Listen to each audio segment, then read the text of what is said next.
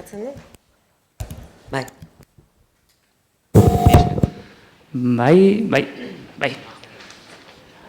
Bueno, arratsaldeon guztioi, mila esker etortzeagatik. Lehenbizi neure burua aurkeztuko dut, Jon Orzaiz naiz, Berri Egunkariko kazetaria.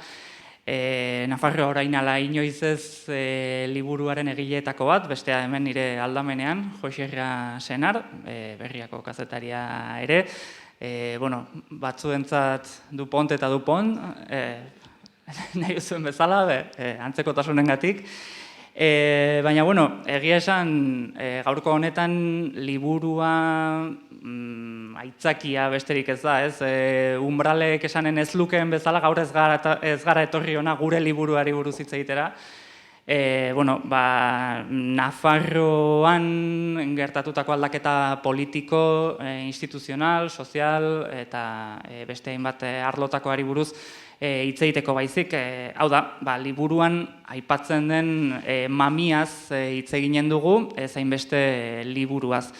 Eta, uste dugu gaurko gure gonbidatuak aski ezagunak direla, baina, agian Joxerrak azalduko digu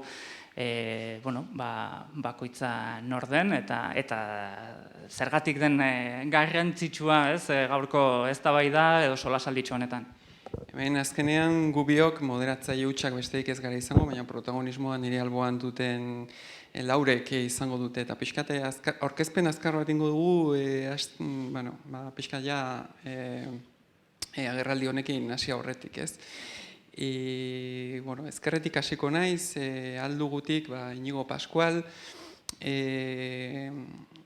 pilotari izandakoa, eta ez ustean mantzen nuen Inigo duela urtebeteko hauteskunde kanpainan, alduguren zerrendetan aurkeztu zinenean. Gaur egun, Nafarroako alduguren baitan herritarren kontseiluko kide da, alderdiaren egitura baitan esan dezakegu lurraldeari dagokionez egitura organiko nagusiena dela herritarren kontseilua eta bertako kide da. Eta berezik eskertu nahi dizut Inigo, ze egia da azkeneko orduko aldaketagatik horregon dira mugimendu batzuk eta azkenean ezin izan dute etorri eta azkeneko orduan Inigo etorri da eta horregatik bereziki bere esfortzua eskertze dizut. Bestetik, bere alboan, Joseba Ezeolaza dago, nik Joseba ezagutzen dut, Iruñan hasi nintzenean politika egiten, orduan 2007ko hauteskundeak atera berri ziren eta gogoan dut orduan zinela parlamentari gaztena. Eta gaur egun bada batzarrako kide eta ezkerra koalizioko kide, geroztik 2007 hartatik urtea batzuk iragan dira, egontzara politikanen lehen lerroan, baita ere Nafarroko fusilatuen senideen ekarteko ledun gisa, eta memoria historikoen gaia ez ondo ezagutzen duzu. Eta, hori. Bere alboan, Unai Ugalde, gaur egun EAJaren Naparburu Batzarreko presidente da, 89tik EAJko militante, egun Geroa Baiko parlamentari da, besteak beste, gaina lehen egon naiz beraekin hitz egiten horri buruz, Nafarroko Kutxako ikerketa batzordeko presidente bada, eta parlamentuko maiko lehendakari orde lehena. Eta baita ere, Altsasuko alkate izandakoa 2007tik 2011ko legealdian, ez? Eta nire alboan, Bakartxo Ruiz, Bilduko parlamentaria, gaur egun aurpegi ezagunenetarikoa, Euskal Filologia ikasi zenuen, 12 urtez irakasle lanetan izan zinen, eta gogoratzen dut, 2011ko garai nasi hartan, oraindik ezkerra abertzalea legalizatzeko zegoela, sortu zen 11 bilkaitezen plataforma bat, hango kide izan zinen, gero Bildu azkenean legeztatu zen eta bertako zerrendaetan aurkeztu zinen, eta geroztik aurpegi askok ezagutzen zaituzte, ez? Bai. Eta, behin aurkezpen hau eginda, hola, biok ibiliko gara, orain elkarri pasatzen, eta, lehenengo galdera, orain, ingo iztu Inigo, Jonek barkatu. Bai, lehenbiziko galderan, agian liburuaren izenburua oinarri hartuta eginen dugu, izan ere, Nafarroa orainala inoiz ez, izenburu horrekin aldaketaren iazko hauteskundeetan gertatutako aldaketa horren izaera historikoa nabarmendu nahi genuen, izenburu apur bat provokatzailea ere bada, eta askotan gure buruari galdetzen diogulako, ez? Non zeunden edo non nengoen ni maiatzaren 24ko gau hartan. Guk ez dizuegu galdetuko non zeundeten, ze seguraski bakoitza bere alderdiaren edo egoitzan edo hauteskundeak segitzeko gunean, baina bai galdetu nahiko nizuekela ze pentsatu zenuten, ze gogoeta egin zenuten maiatzaren 24 hartan, hauteskunde gau hartan, zenbakiek ematen zutela konfirmatu zenean. Agian has gaitezke bakartxotik, hemen alderantzizkako orden horretan. Galdera horri erantzuteko, arratsalde on Gabon, denoi, lehenik eta behin, eta mila esker gonbidapenagatik, beti ohorea da. Galdera horri erantzuteko nik bai, esango dut, non nengoen, ze nik uste importantea dela kokatzeko zer pentsatu nuen. Niri tokatu zitzaidan gau hartan, arratsaldeko 8:00-etatik prensari eta kazetari guztiei bazka ematea behin betiko emaitzak jakin arte.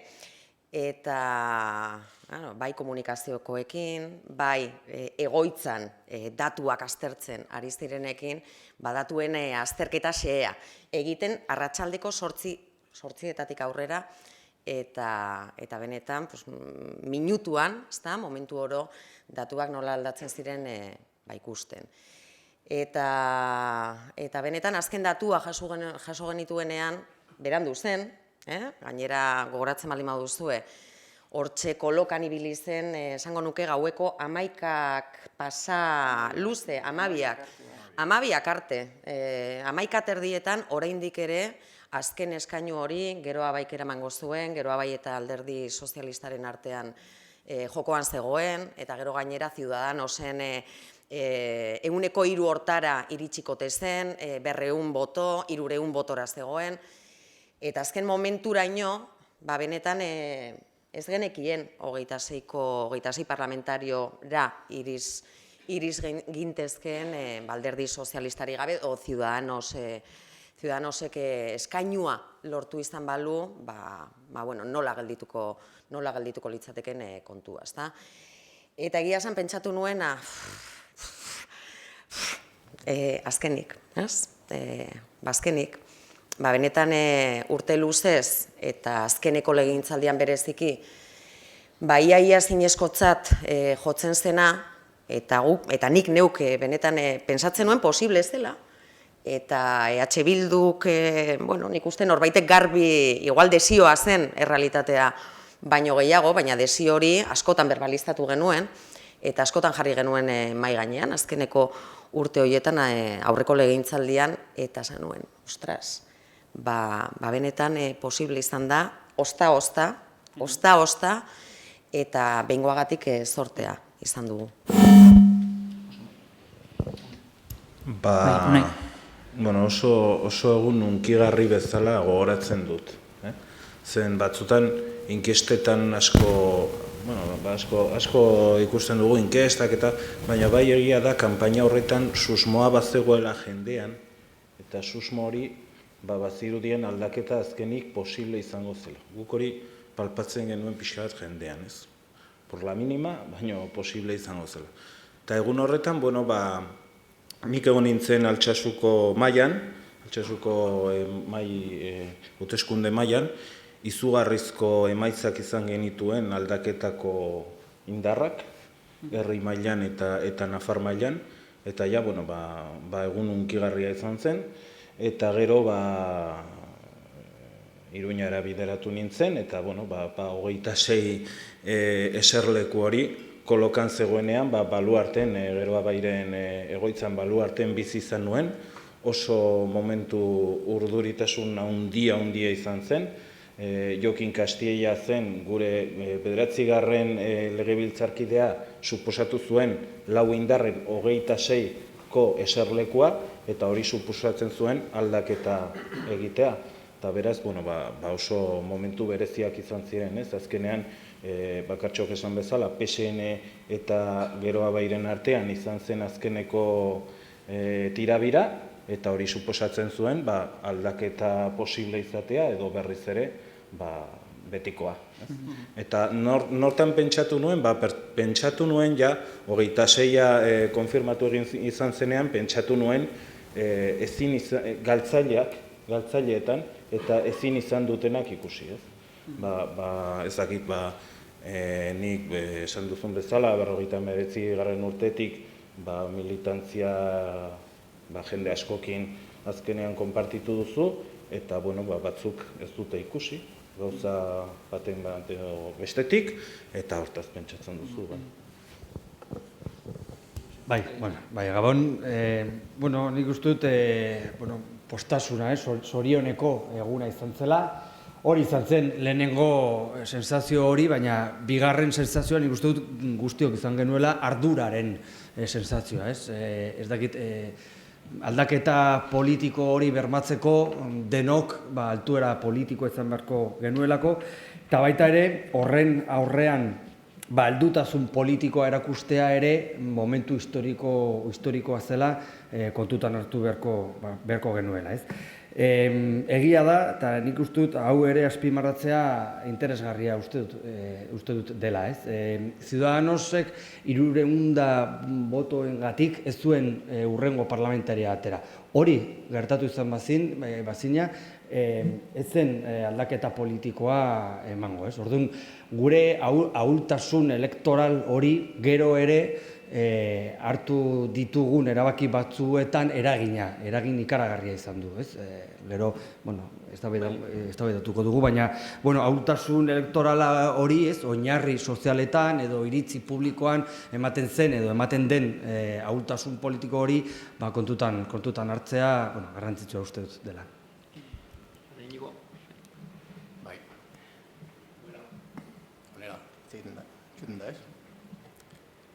Lehenik eta behin, esatea niri gaur tokatu zaidala hemen egotea.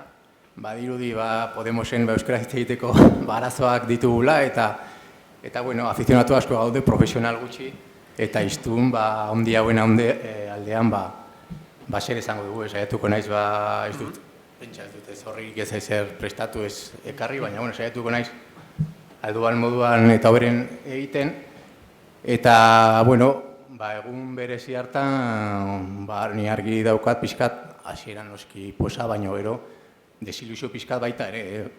Podemosek izan zen aldaketaren 3. partidua, eta gure politikak, nahi genituen politikak aurrera emateko, ez ziren oso emaitza egokienak behintzat guretzako ez ziren izan, eta komentatu nahi nuen ere Zeolazak aipatu duena, egia esan, pixkat afizionatu moduan ere datuak aztertuta,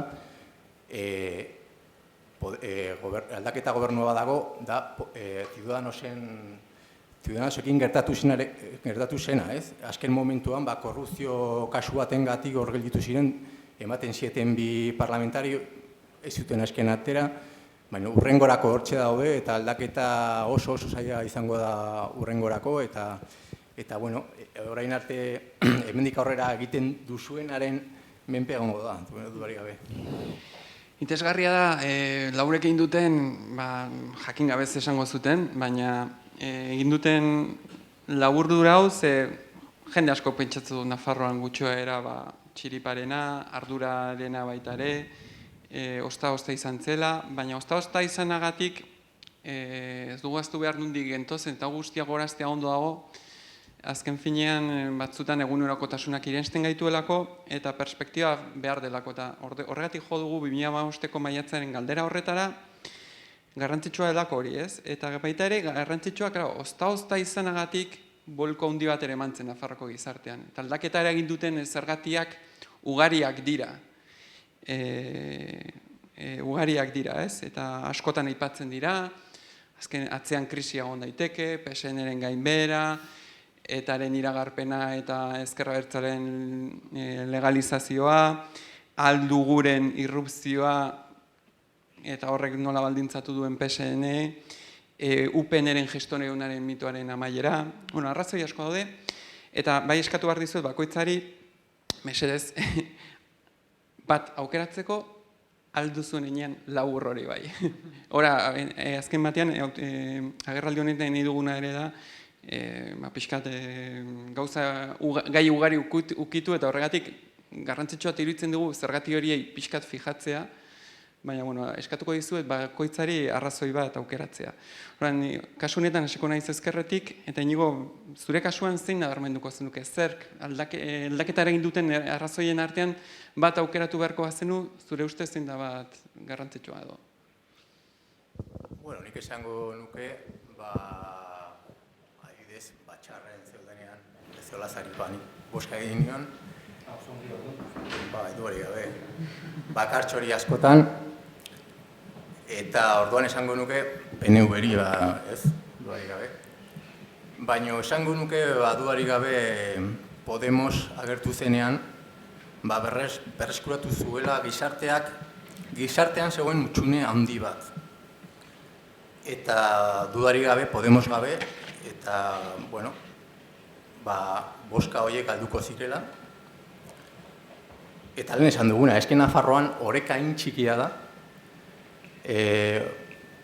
momentu hortan gertatu zen esplosio politiko hori, Pablo Iglesias edo delakoekin, funtsezkoa izan zela. Gero beste gauzak dudarik gabe garrantzitsuenak eta bakoitzak aztertu beharko dira, baina Podemosen agerpena izan zen funtsezkoa dudarik gabe.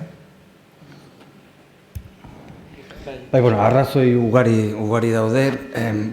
Nik ez dekit azpimarratuko nuke Arkadia forala edo Nafarroaren aberastasunaren mitoa ere erori egin zen. Ez dakit, bazterketa soziala ere bai zegoen Nafarroan, etxe kaleratzeak ere zeuden Nafarroan, langabezia zegoen Nafarroan, eta ez dakit, momentu konkretu batean aldaketa soziala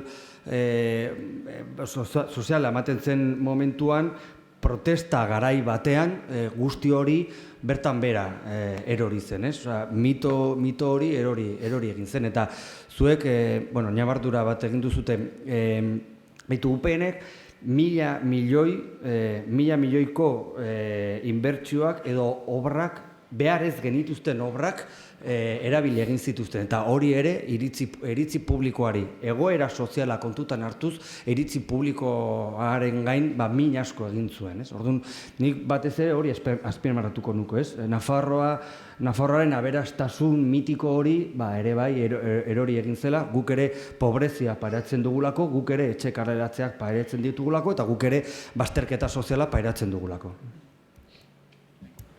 Faktore bat, zaila da, faktore asko daude, baina batean laburtu behar bada, nik uste dut Nafarroako gizartean neke handia zuela ja betiko erregimenarekin. Nik uste dut hori dela azkenean betiko boterezko ekuazioarekin, beti zen UPN, PP eta PSN, formula desberdinekin, baina beste guztiak baztertuak izan gara. Eta nik uste dut, gauza asko gertatu ziren, joan zen legealdian, baino guztia laburbildu daiteke hor. Eta azkenean, hori suposatu zuen, ekuazio hori 24 eserleku bakarrik gehitu zituztela. Bakit, mesedez eskatu duzula bat hautatzeko, baina ni indisziplinatua izango naiz, eta naiz bakar batekin geratuko. Nik uste dut, multifaktoriala dela, zalantzari gabe, ipatu dituzun faktore guztiek, eta gehiagok izan dutela eragina. Baina nik hoie guztiak kontuetan hartuta, nik bai iguala ipatu ez duzuna, bai giro soziala, bai mobilizazioak eta, baina esango nuke ez bakarrik aurreko 2 urtetakoak, aurreko 3 urtetakoak, baizik eta nik uste atzerago ere jo behar dugula. Eta azkenean herri honetan urte luzez izandako borroka guztiek berdin zait hizkuntza eskubideen alde, berdin zait emakumeon eskubideen alde, berdin zait ustelkeriaren kontra. presoen alde, herri honetan urte luzez kalean, ere giro sozial horretan, borroka horiek guztiek, azkeneko urteetan ere izan zuten bere nolabaiteko goraldia, eta egia da, egoeraia jasangaitza zelako jendartearen eta eremu zabal batentzat, eta bereziki baztertua, aurreko regimenak baztertua izan zen sektore zabal batentzat, eta nik uste momentu horretan sektore horrek neurri batean ikusi zuela momenturen batean, agian posible zela gauzak aldatzen hastea. Ondoago, bai, harremat, egia da multifaktoreidea izan zela aldaketaren atzean egon ziren, arrazoi asko egon zirelako, ez? Batean, eta lehen Josebak uste dut aipatu du, ardura, ez? Eta pentsatzen dut, batzuk negoziazioetan parte hartu zuten bi protagonista gutxienez badiela, eta Josebak ere jarraitu zuela, hiruok egon zineten, eta pentsatzen dut ere Iñigok negoziazioen nondik norako batzuk jakingo zituela herritarren kontseiluaren bitartez, eta ardura eta bertigoa, ze Nafarroan sekulako irrikaz genuen akordio programatikoa lortzeko, lau alderdi, hiru koalizio eta alderdi sortu berri bat adostasuna iristeko, baina, klaro, etzen bat ere erresa izan, ez? Orduan, eskatuko dizuet orain, garai hartara itzuliz, bertigo hori bazenuten, ardura handi hori bazenuten, gizartearen presio hori bazegoen, baina etzen erresa izan. Eta orduan, bakoitzaren irakurketa, ez? Negoziazio haietara ere bakoitza posizio eta baldintza ezberdinetan iritsi zineten. Orduan, ez dakiten orain nondik hasiko naizen Josebari galdetuko dio lehenik.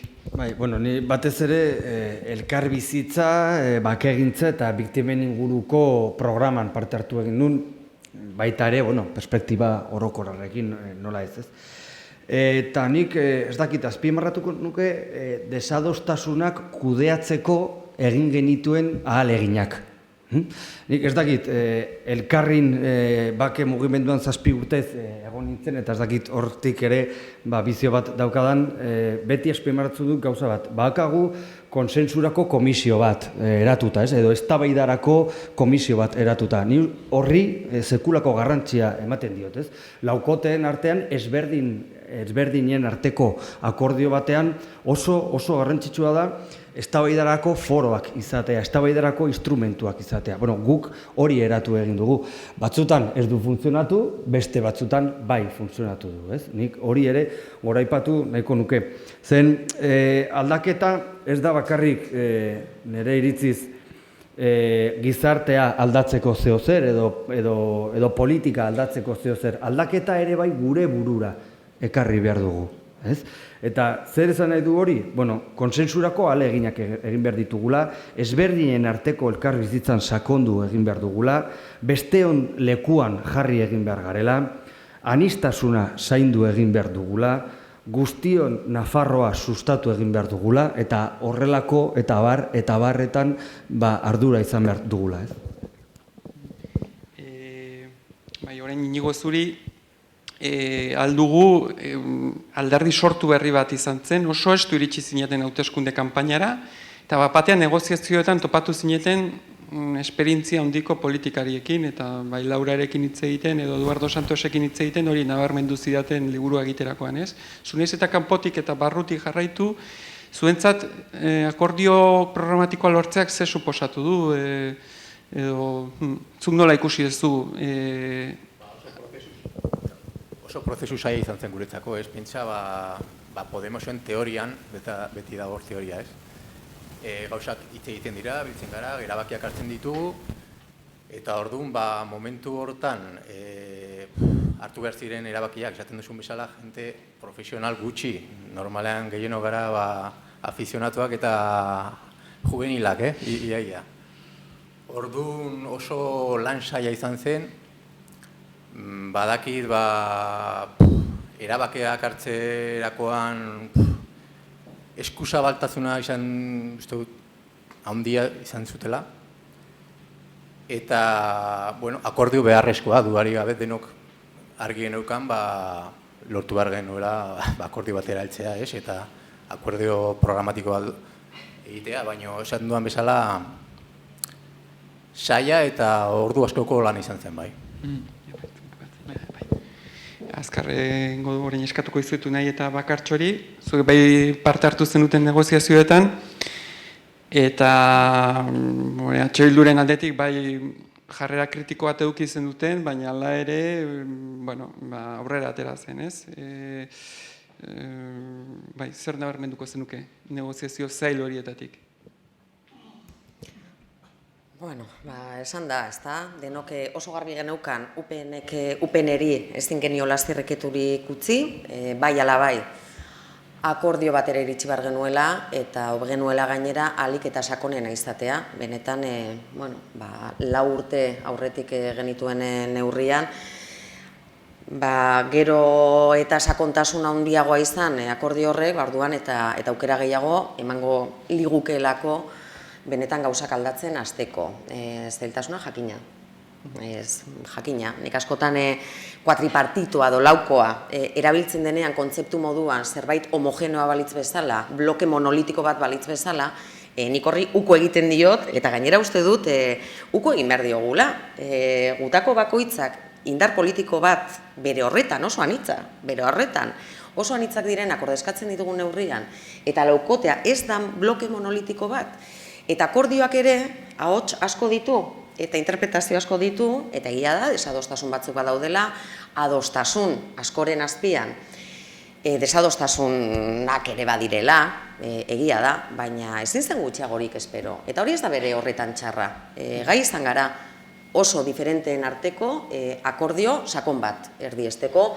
Nik hor zerbait azpimarratu beharko banu, eta liburuan ere jasotzen zenez, bereziki oreka horretan beharraren eta pragmatismoaren artean erabaki mingarri batzuk hartu behar dira. Orduan akordio batzuetara iritsi ezin izatea, esate baterako, liburuan jasotzen denez, aipatzen dut, euskararen lege berri bat egitearen adostasunera iritsi ezin izana, niretzat oso frustrantea. Izan zen bereziki, personalki, nik neuke frustrazio eta mina handiz bizi nuelako, eta aldaketaren aldeko sektore batek ere bai, beste batzuek, beste kontu batzuk izango zituzten burutan, eta garbi dago, nik ez dakit eskuzabaltasun erabiliko nuken, bai ardura, ezta? Orokorrean, denok arduraz jokatu behar genuela, baina horrek ere erabaki mingarri batzuk hartzera eramaten gaitu. Eta bukatzeko, Unairi, akordioari dagokionez, akordio egintzat ematen da, ez dakit jan, agina dagoen behar besteko garrantzia ematen zaion, baina Kertxok esan duen, lau alderdi, lau proiektu ezberdin, denbora mugatua... Nik uste dut garrantzia handia duela. Eta oso aberasgarria izan zen negoziazio horretan egotea. Nik toki politikatik netorren parlamentura, ni parlamentuan ez nintzen egona, baina beti oso udalerri anitz batean izan naiz alkate eta zinegotzi, eta beti desberdinen artean behar izan dugu akordioak iristea. Hor egon da Aralar, hor egon da Euskal Alkartasuna, H. Bildu, gero Abai, Nafarroa bai beregunean, beraz, banuen rodaje bat. Eta nik uste dut garrantzitsua dela egin zen negoziazioa. Ez bakarrik emaitzagatik, zen emaitza nolabait ere hoja de ruta bat ematen du legealdi osorako, eta hori sendotzen du gobernua, baizik eta metodologia bat hasi zelako, eta nik uste dut hori metodologia horretan jarraitzen dugu lau alderdien artean, eta hori hobetzen saiatzen. Dena den, azkenean akordioa erdietsi zen, eta gobernua bere zailtasun guztiekin martxan jarri zen, eta ordutik nolabaiteko balorazio bat egiteko garaia bada, urtebete baino gehiago, eta dira argi ilunak gauza guztietan gertatzen diren bezala. Bakartxok uste dut kontatzen zula liburuan ere, ez dut oso ongi gogoan, ez dut gogoan, bazegoela hor elkarrizketa bat eta Josierriak egin zuen, baina kaletik gelditzen zutenean beti zer moduz galdetzeko bi modu diferente zudela, ez? Batzuk, baina ongi ez, baina ongi, eta beste batzuk aldiz ezkorrago, ez? Eta nahiko esanguratsua zen ikusteko jendearen pertzepzioa, ez? Nola jaso du jendeak gobernu hau, aldaketaren gobernu hau, eta batez ere, zuek zeuok ere nola ikusi dituzuen argi ilun horiek. Beraz, Bakartxorekin hasiko gara, gero segituko. Bai, baina hori ez da aspaldi gertatutako zehoz, Ez, zer moduz hori gauza bat. Zer moduz? Eta bestea da, zer moduz?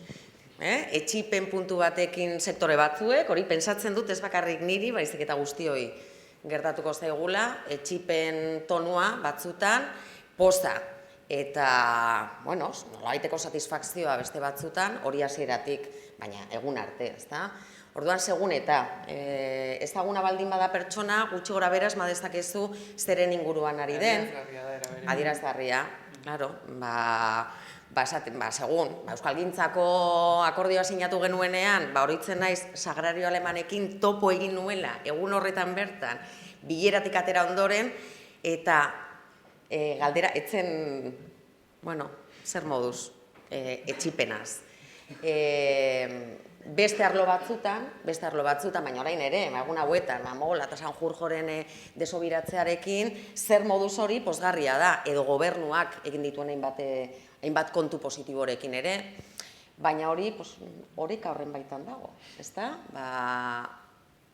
Egia da, lortutako akordioek, hartutako erabakiek, eta batzutan horiek berak sortzen dizkiguten kontraesanak, alde batzuei, beste batzuei, oreka horiek, eta nik uste dute liburuaren azalean oso ongi islatzen dela, ez? Dena, oreka horretan bildu behar izateak, sektore batzuetan, baina da, momentuaren baitan, mota askotariko zer moduz horiek sortarazten dituela.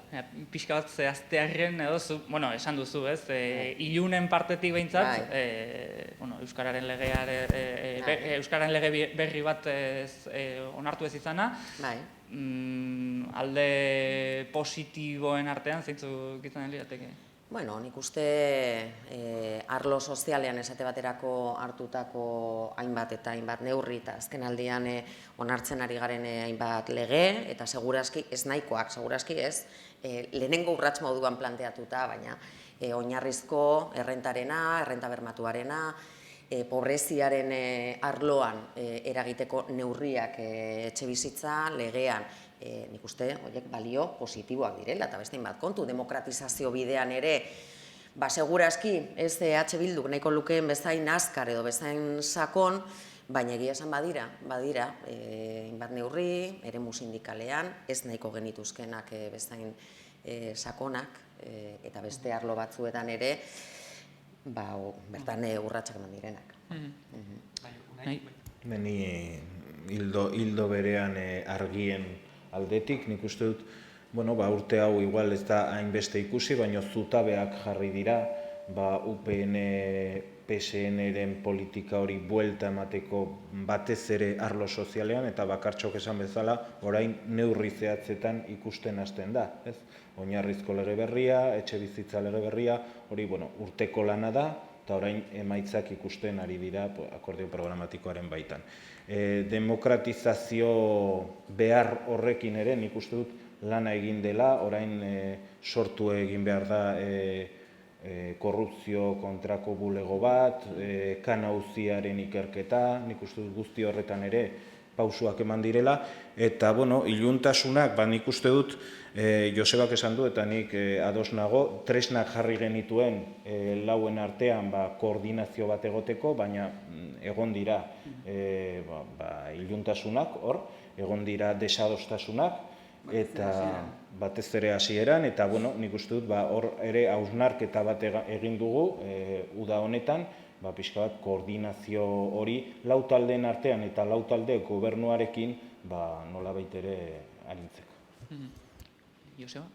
Bai, aldaketarekin amesten genuenean, esaten genuen arlo soziala, arlo politikoa eta arlo sindikala amankomunezko lan egin behar genuela aldaketan sakontzeko eta aldaketa indartzeko.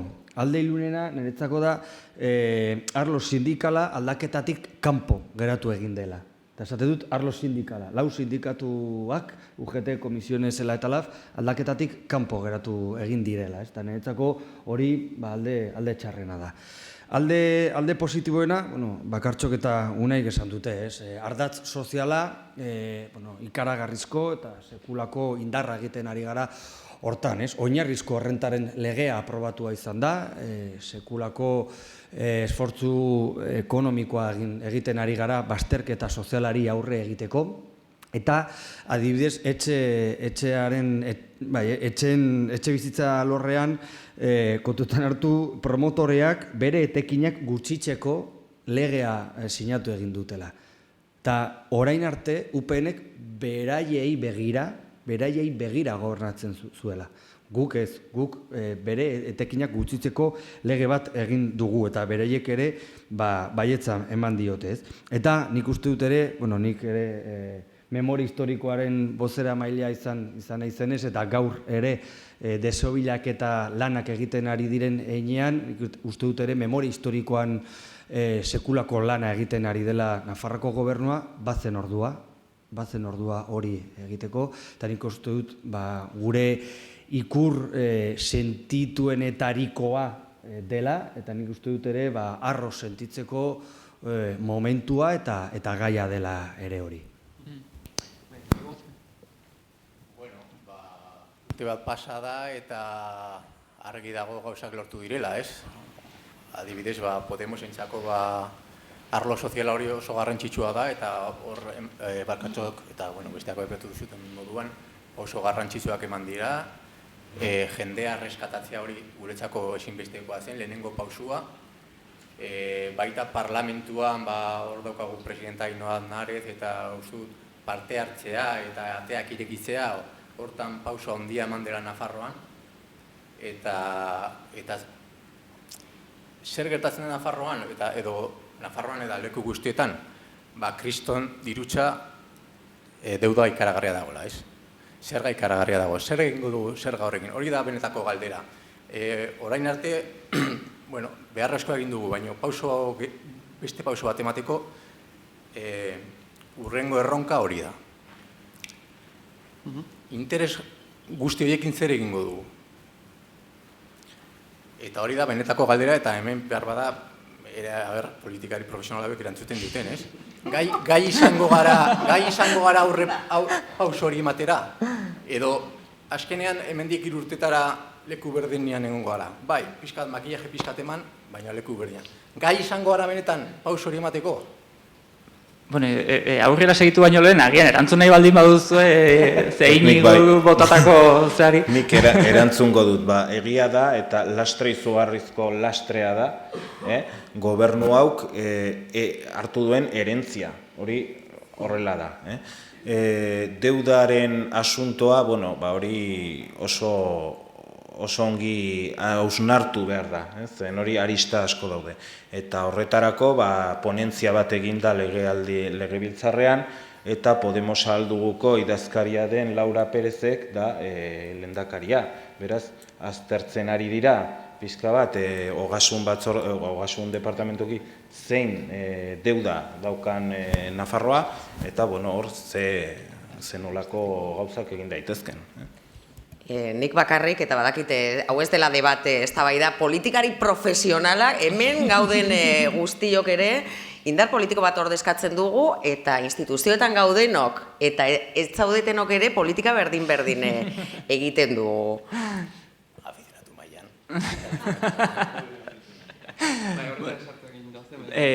Bai, eta gaina, unaik aipatu du lasta eta oztopo ez hitzei nahiko genuke ere administraziora sartzeako garaian, zailtasun asko daudelako, batzuk kanpotik datozenak, oposizioaren aldetik, aurreko erregimenaren beso politiko, ekonomiko, sozial eta mediatikoak beti hor zain dituzuelako, baina beste puntu bat da, alde batetik zuen esperientziarik eza administrazioa kudeatzeko tenorean, Eta beste bat ere, administrazio barruan topatu duzuena, ez? Hori ere ondare bat da. 20 urtez, hor hainbat goi kargudun eta hainbat zuzendari nagusi eta bestelako kargudunak, garai batean UPNek jarritakoak eta aldaketaren aurrean uzkur agertu direnak, ez dakit zen neurritaraino horrek baldintzatu duen, agian Unairekin hasiko gara orain? Bueno, bai, hori beste lastre bat da, ez, ze dinamika zegoen administrazioan, eta hor, egia da, egituren aldetik hausnarketa bat egin dela, eta beste hildo batean egin direla egitura aldaketak, zenbait sailetan, ez? Hezkuntzan edo inguru giroan duela gutxi. Pixka bat, transversalitateago egiteko edo parte hartzea pixka bat gehiago sartzeko administrazioan, UPNek izugarrizko administrazio estankoa zuen, eta horren aurrean nolabait ere beste buelta bat eman zaio. Hor, nik uste dut legealdian badago erronka bat, eta da Nafarroako funtzio publikoko legearen erreforma, hortan ja ari dira lanak egiten gobernu mailan pixka bat proposamen bat egiteko parlamentuari, eta pixka bat, hildoa da hori, ez, behatzezko karguak murriztea, eta hor, badago plangintza bat, merituz eta funtzio publikoak beharrezko printzipioekin postuak kubritzeko. Bakartxo? Bai, nik bi alderdi azpimarratuko nituzke, igual Unaik bukaeran aipatu duenetik hasita, nik uste eta berandu, oso berandu, nire ustez doa gobernu alde ontatik UPNren gobernuekin. Eta ez da, naizari purga inongo garbiketaz edo inongo purgaz, baizik eta, UPNrekin urte luzez, modu digitalean, Unaik esaten zuen bezala, erdi mailako, bereziki erdi eta goi mailako postuetan egon direnek, logikoki, orain aldaketak esartzeko resistentzia nabarmenak planteatzen dituzte. Eta hoietan ere, demokratizazioa hitz egiten dugunean, horretan meritua eta gaitasuna aintzat hartzea, behingoagatik UPNek urtetan egin ez duena, gobernuanek orain egin behar du. Batera ezintasunak askoz ere gehiago zorroztu. Ez da posible, eta nik bereziki osasungintza arloko bozeramailea naiz, eta osasungintzan oso nabarmena da. Hainbat sektoretan, itxaron zerrendezari garela, gora eta bera, zerbitzu buru batek osasungintzan, osasunbidean, gero konsulta pribatua izan dezake, zerbitzu buru batek, klinika pribatu batean zerbitzu buru izan daiteke aldi berean? Ba ez. Eta horrek ja sartzen dizkigu epe batzu benetan betetzen ari ez garenak. Eta gero amaituko dut, hori, erresistentzien kontuarekin eta osasungintzarekin jarraituko dut, nik uste beste adibide garbi bat dagoela. Lau alderdion artean badago konpromiso garbia emakumeen eskubideak errespetatzeko.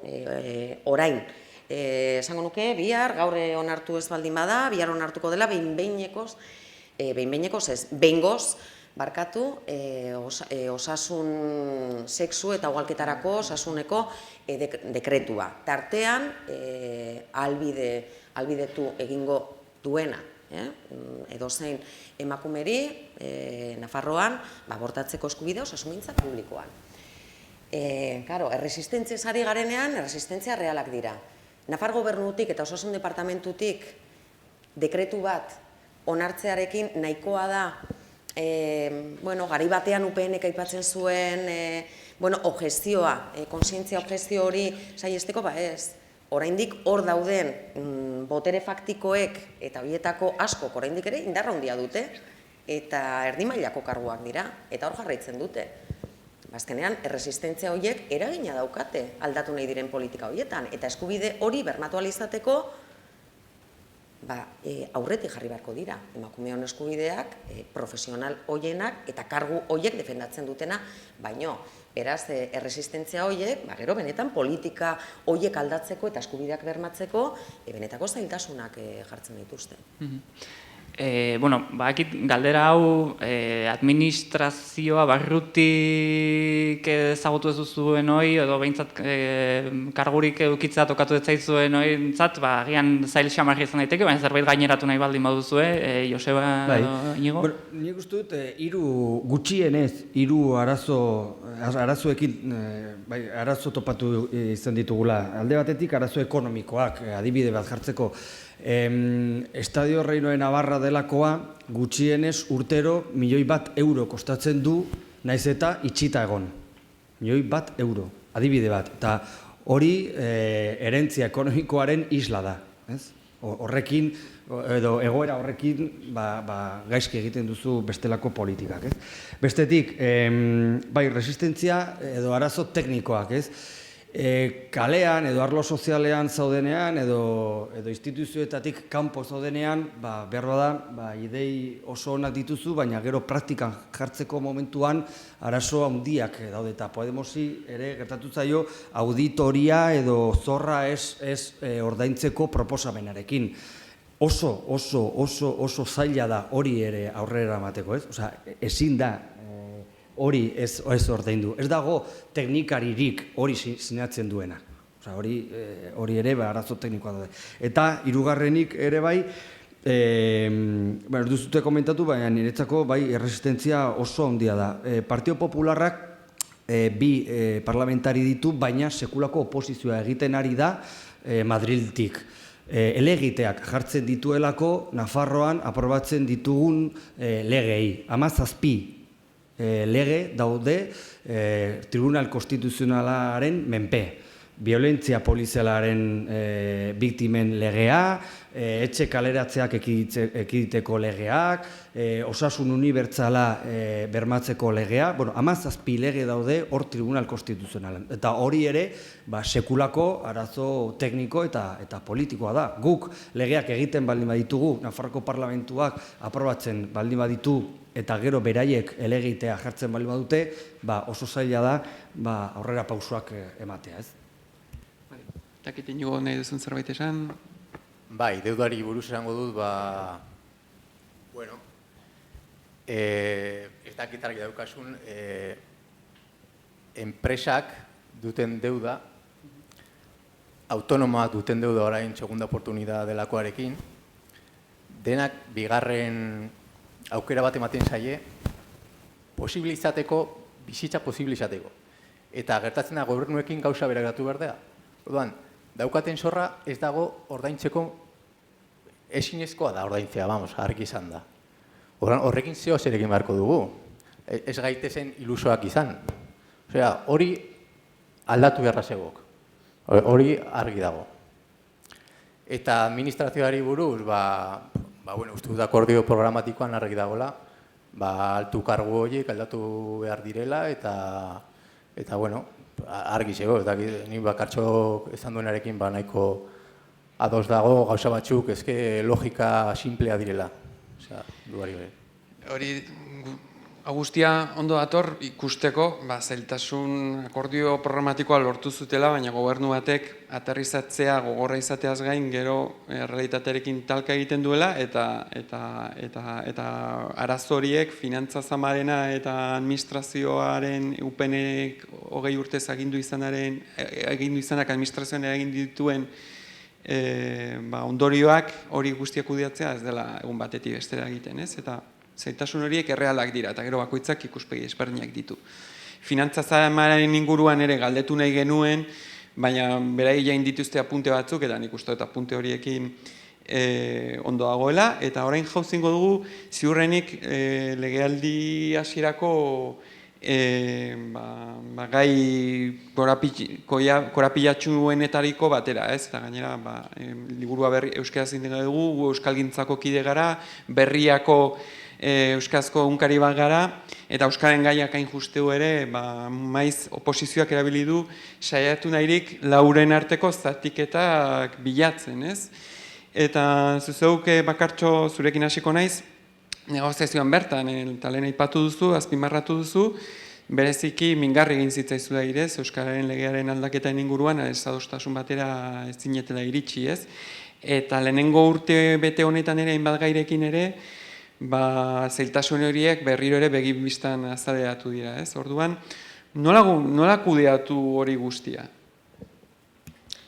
Baz da, erresa. Eta azkenean lehen ere esan dut, laukoa ez dela bloke monolitiko bat eta ez dela homogeneoa eta eredu diferenteak ditugula. Gizarte eredu diferenteak ditugu eta hizkuntza politikari dagokionez ere hizkuntza politika eredu diferenteak ditugu. Eta hori uztartzea zaila da. Abiatu ginen Euskararen legea aldatuko etzelako planteamenduarekin, horrek esan nahi du Nafarroan zonifikazioak bere horretan jarraitzen duela. Eta, planteatu zen minimoetako akordioa zela, araudia, egungo Euskararen legeak ematen duen neurrian, araudiak aldatuko zirela, nolabait, Nafarroan hizkuntza eskubideak bermatzeko helburuz.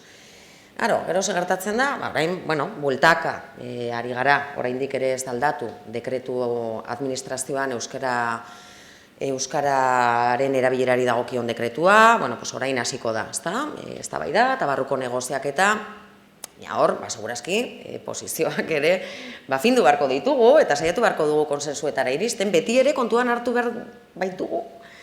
Eredu diferenteak ditugula, baina minimo batetik abiatzen garela. Eta da, zonifikazioa bere horretan mantentzen duen lege bat badaukagula.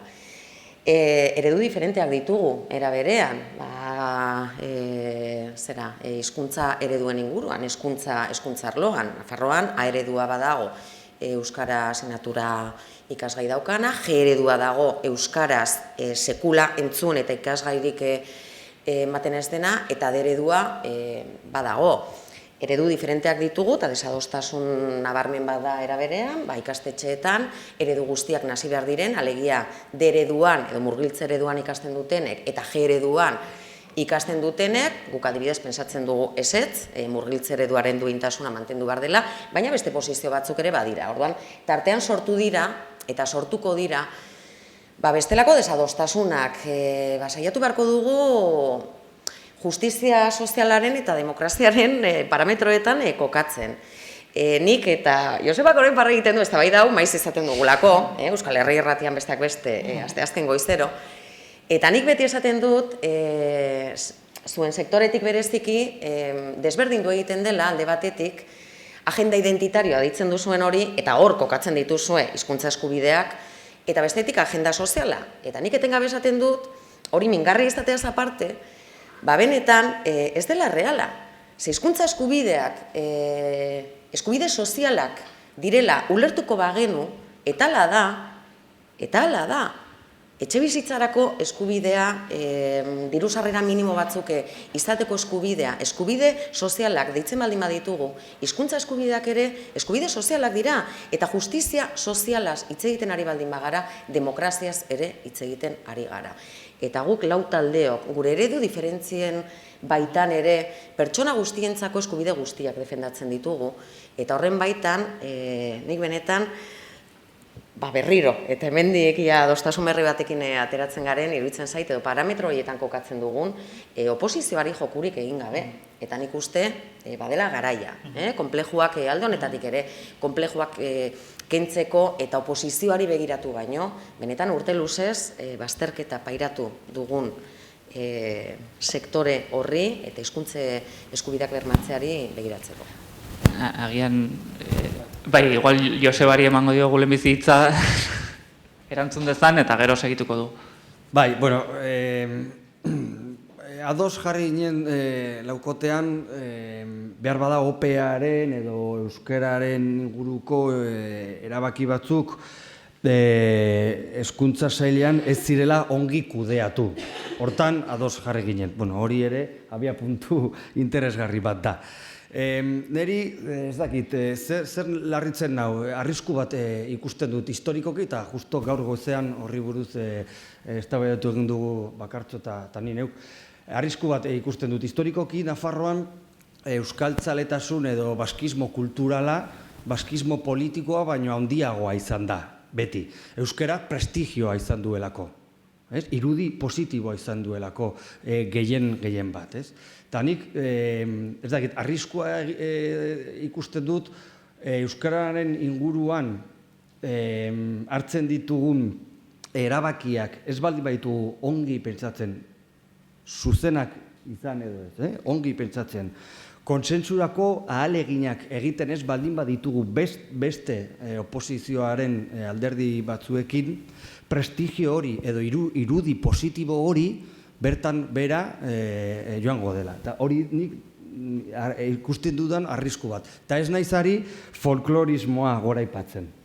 Ez naizari folklorismoa. Goiztean esan dizutia, baskizko kultural horrekin bitrinan euskara ikusi nahi duena, azariotez dinen. Ez naizari folklorismoa goraipatzen, baina esaten dut, kontsentsurako ahaleginak egin behar ditugu euskararen politikan, bestela aldaketak ez dira izango aldaketak sendoak, gehiengo sozial bat dago Nafarroan euskara jakiten ez duena, eta baita ere sekulako prestigioa dauka euskara. Bueno, guazen, 3 kontzeptu horiei buruz konsensua, euskararen prestigioa eta gehiengo sozialari buruz hausnarketa egitera eta eztabaidatzera, ez?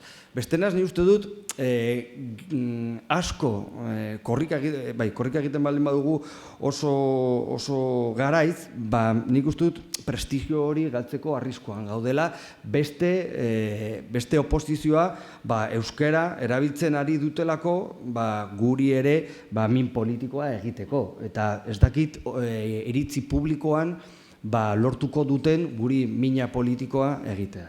Hori da, niretzako arrisku bat. Bueno, bai, marko joko bat daukagu legealdi honetan, zoritxarraz batzuentzat, eta da, ez dagoela parlamentuan gehiengo bat lege aldatzeko, beraz, zonifikazioa ez dugu lortu hori aldatzea, eta horren barruan, gure jokaera izango da, hizkuntz eskubideak ahalik eta gehien bermatzea dauzkagun tresnekin, ez? Dekretuak, normak eta hezkuntzan eta bar.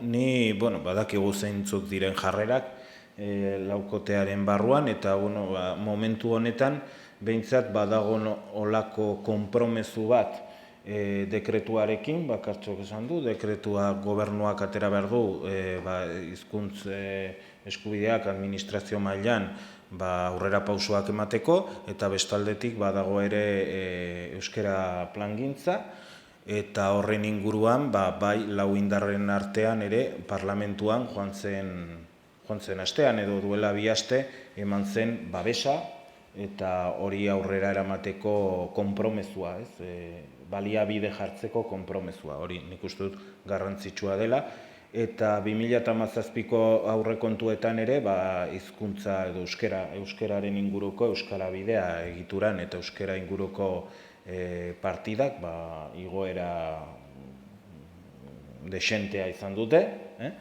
eta nik uste dut aurrera pausoak ere ematen ari direla. Aldo guren jarrera ere, batzutan ez baian izan da, agian ezkerrarekin lerratuago ibili delako, beste batzutan aldiz, EH Bildu eta Geroa Bairekin bat egin du, zonifikazioaren kontra, Laura Perezek behin baino gehiagotan esan du, ezakit nola ikusten duzuen eztabaida hau guztia, eta...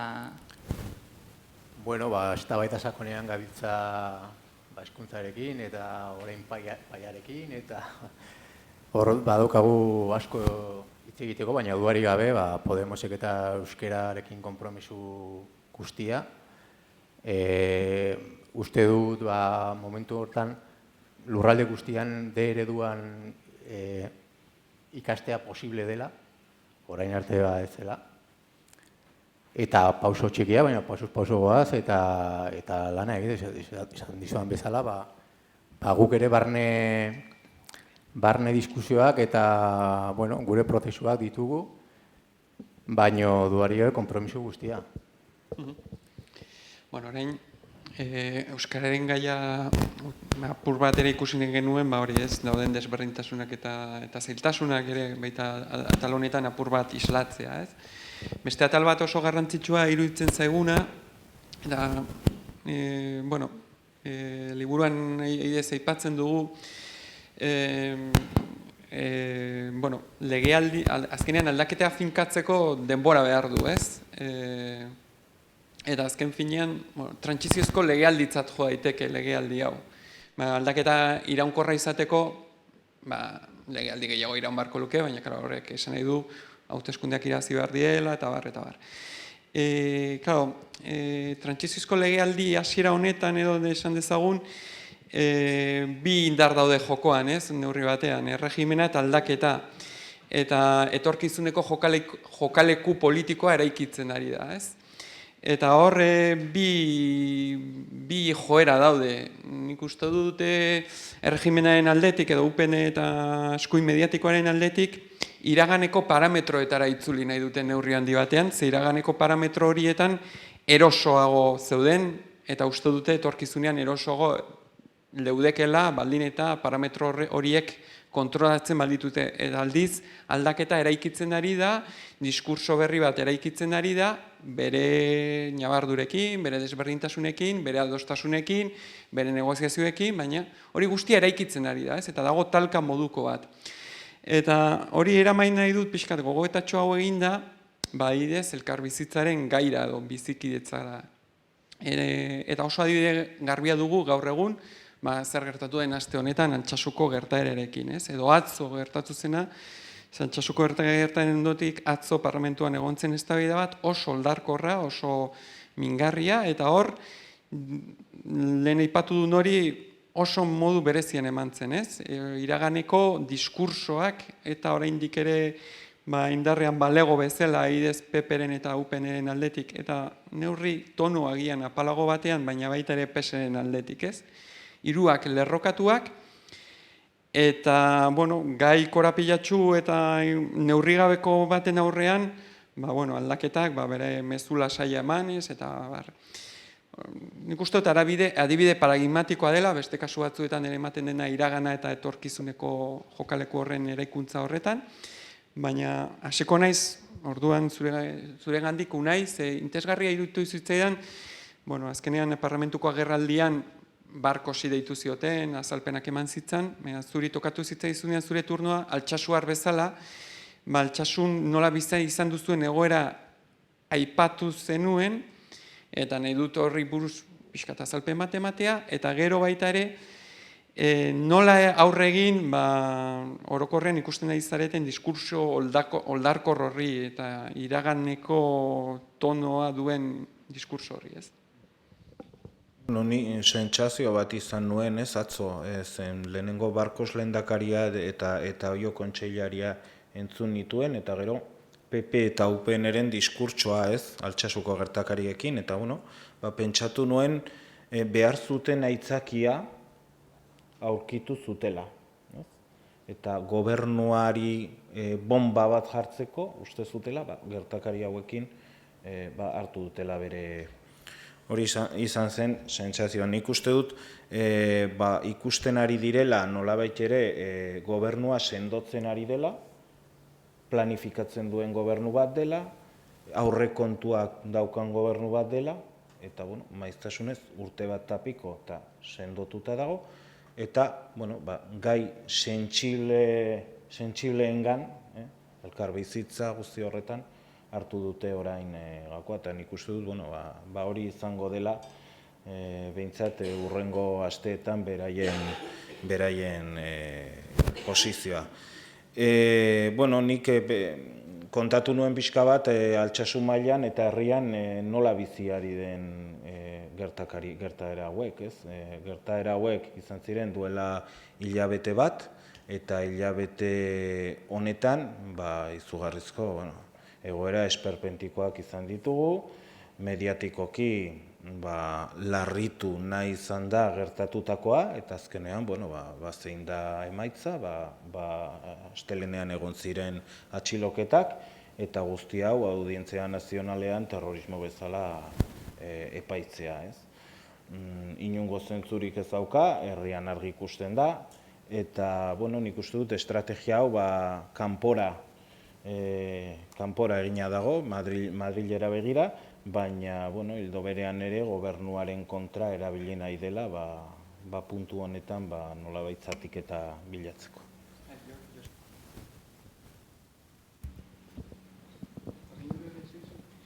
Joseba, zuri galdetu nahiko nizuke, pixkat hortik jarraitu nahi duzu, baina baita ere, aztu ze komentatzea ez, iraganeko parametroetan daude, baina ez bizikitzaren garaian, duela bi aste edo foro soziala egontzen, oso gainera oso ekitaldi polita, ganberan Ainhoa Aznarezek antolatu zuen, eta han biktima desberdinek berein testigantza eman izan zuten, eta hor raidez diskurtso bat eraikitzen ari zarete, ez? Eta kontrastea oso modu argian ikusten da gai honetan, atzoko oldarraldi horren aurrean zuek nola ari zareten lauok, eta beste gizarte mugimendu batzuekin batera, hori ez.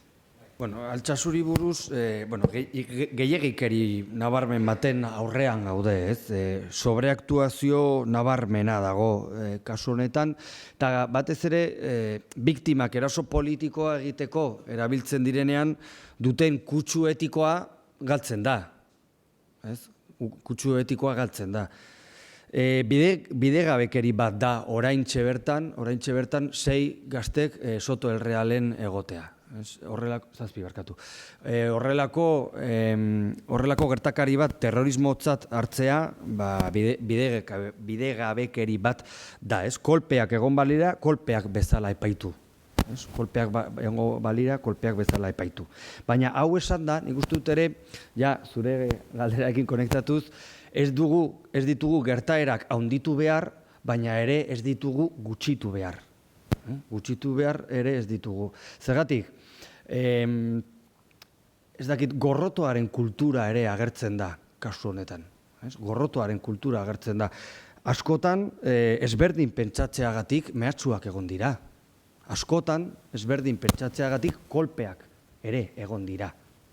Orduan, nik uste dut garrantzitsua dela gorrotoaren kultura hori gainditzea. Iñaki Garzia Arrizabalaga bere aita erail zuten momentuan esaten zuen, Donostin erail zuten, telefonikaren ingenieroa zen bere aita, eta berak gorroto ikaragarria sentitu egin zuen 6-7 urteetan zehar. Eta berak esan zuen, nik gorroto hori haustu egin nuenean, konturatu nintzen, ez dakit, pertsona bilakatu nintzela. Hori sekulako hausnarketa humanoa izan zen niretzako ere bai. Eta Lourdes Zabalzaren kasua, Mikel Zabalzaren aizpa, markatu, zena, bare testimonio oso garrantzitsua izan zen. Niri, ez dakit, oso garrantzitsua egiten zait, biktimen arteko empatia indartzea eta biktimen arteko empatia hori sustatzea. Josebak dio, foro sozialean lehen parte bat egontzen Lourdes Zabalza eta Iñaki Garzia Arrizabalagaren arteko dialogo bat egontzen oso interesgarria, eta ondoren baita ere, biktima desberdinek ere, ganberan bertan parlamentuko mailan zeuden eserita, eta beraien testigantza eman izan zuten, eta orduan jarraian galdetu nahi diot Iñigori, ze, lehen aipatu du, eta uste du nabarmendu behar dela, bere garrantziare baduela, zeren, alduguk du parlamentuko presidentetza, eta Ainhoa Aznarezen aldetik bai ari da, batzutan, ni kazetari moduan ere ikusi izan dudako parlamentua ganbera kristalezko jauregi baten moduan, batzutan kaletik oso urrundua, eta hori, urruntasun hori aldentzea, batzutan oso zaila da, baina Ainhoa Aznarez ari da esfortzu hori egiten, eta egun hartan, nire harridurako, eta uste bakartxok bera gero Twitterren gainea azpimarratu zuela, saio polita izan zen, eta alegin badago atzean, eta nahi duzuk zure gogoeta egitea. Piskat, Podemosen askatu eta gaude, egiten den erabilera politikoaz, ez? Eta beti berdin gaude Altsasukoarekin edo datorren astean beste leku batean izango da. Eta guztiok gaude behingoz lurralde hontara normaltasuna heltzeko eta hortan lan egingo dugu. Gure indar guztiak jarriko ditugu eta ez dut dudarik kuatripartito hontan daudenak berdin egingo dutela. Eta Ainhoa Adnarezen lana, bueno, lehen aipatu dut eta gora aipatzekoa da, ez? Egiten ari den lana, ate horiek irekiz, parlamentua jendearen eskuetan jarriz, eta ez bakarrik parlamentua, bakarrik politika, uste dut orain arte egon dela hor, kaiola itxi bat moduan, eta denok atetik pasatzen ginen, eta hemen parlamentua, hemen, tal, baina, eta uste dut ikaragarria egiten ari dela, Nafarroan gure irudia momentu enten, Laurarekin batera, baina uste dut Ainhoak egiten ari den lana oso garrantzitsua dela, eta hortan segitzea, gure indar guztia jarriko dugu, eta espero dut, tema sozialki, gogor horietan, denok ez izatea inungo bretxarik, ez? Uste dut argi daukagula guztiok. Eta nahiko nizuke bakartxo zui galdetu, ze oposizioen oldarkortasun horretan, argumentu moduan EH Bildu erabili nahi izan zaituztete, ez? Apur bat, ezakit, laukoak harakiri egin dezan, gobernua hautsi, eta oso argudio ilogikoak erabiliz, ez? Nola ikusi duzu gero eraberean Araizek oso lasai erantzun zion guzti horri, baina, pixka nola ikusten duzu eskuin horren saioa, eta, zuk ere apur bat egin diren apunten inguruan zer hausnarketa egiten duzu? Batzo Adolfo Araizek, ez dakit zehazkin hori, ez dakit Esparzari edo Ana Beltrani, azken batean oso antzeko gauzak esan zituzten. Esan ziren momentu batean, orain dela 5 urte, erlojua gelditu zitzaiela, eta horretan jarraitu nahi dutela, erlojuari. Buelta eman gabe, ezta? Eta nik uste, egiten duten diskursoak, egia esan, nire ustez, eta gero, bastakite hauteskundeetan horren isla ere ikusten den, gero eta oihartzun, ez dakit oihartzun, baina gero eta pisu txikiagoa dauka neurri batean, gero eta sinesgarritasun txikiagoa daukalako. Eta azkenean, kriminalizazio saio horiek ikusten ari gara, gaur 7. kartzelan daude 7 gazte Nafarroan terrorismoa egotzita, eta hauek lokatz horretan mugitu nahi dute, lokatz hori sustatu nahi dute, eta tamalgarria da, eta tamalez, pentsatzen dute horrela dela. Eta ez nuke pentsatu nahi, benetan, hobe bizi zirela, ze ez da egia, ez ziren hobeto bizi, eta ni postu egiten naiz, hobeto bizi direlako orain, baina pensarazti nahi izatea Nafar jendarteari, gaur Ana Beltranek, gaur parlamentutik nator zuzenean, eta gaur COVID-erekin izan dugu lansaio bat, eta Ana Beltranek gaur bertan berriro, esan du, hitzez hitz, esan du, Nafarroan, etak hiltzen zuenean, baina okerrago bizi dela. Okerrago altxasutik ezin dela kaletik ibili. Oraintxe bertan, etorri baino 2 ordu lehenago hori bera esaten ari zen. Orduan, Nafar jendarteak hori sinisten du? Ez, kaletik ibiltzen delako, eta herrietan bizi delako. Orduan, ez da sinesgarria, orduan, saiatzen dira, eta atzo, parlamentuan estatu mailako foko asko zegoen, eta horri begira hitz egiten dutenean, balako diskurso, eta gu, Bildu horren erdian kokatu nahi izatea, iruditzen zaielako, horrela jokatuz gobernua edo laukoaren arteko akordioa errezago igatuko dutela, legegintzaldi hasieratik daramaten estrategia da, beste batzuk ere, Podemos ikusten dutenean, estraren kontuarekin, zera baki ez dakiela, saiatzen dira horretan ere kokatzen, orduan, beraien estrategia da, oposizioa egiten ikasi beharko dute, eta bide horriekin diote. Nik uste, benetan, gero eta sinesgarritasun gutxiago daukatela, eta nik, amaitzeko oso labur, foro soziala egin izana benetan importantea dela iruditzen zait, eta hortan ere faltatu ziren alderdiak, UPN eta alderdi popularrea izan zen, eta hori ere ez da kasualidadea. Barkatu. Txaskarrillo mailan, baina bakartxok esan duen bezala, gaur arratsaldean PPko bozeramale den Ana Beltran esan du Altsasuko kaletik ezin dela ibili, baina gaur goizean berak zegoen Altsasun 13TV-ko kamera batekin. Hori gauzak nola diren, Bueno, horrek ematen du orain arte egin den oposizioaren neurria ere, baina saio honekin, mahai inguru honekin bukatzen joateko guk, hausnarketa txiki batekin bukatu nahi genuen, eta gaina ez da gurea, beste kazetari batena da, Iban Jimenezena, berak aipatzen zuen aldaketaren gobernua ebaluatzeko tenorean bi tresna erabili behar zirela, alde batetik iparrorratza, bestetik erlojua. Iparrorratza ongi dagoen heinean, gainontzekoa hain importantea ez dela adierazi nahian. Akaso erlojuari edo denborari lotutako arazoak edo oztopoak gaindi daitezkela, baina benetan larria dena da norabidea argi ez eukitzea.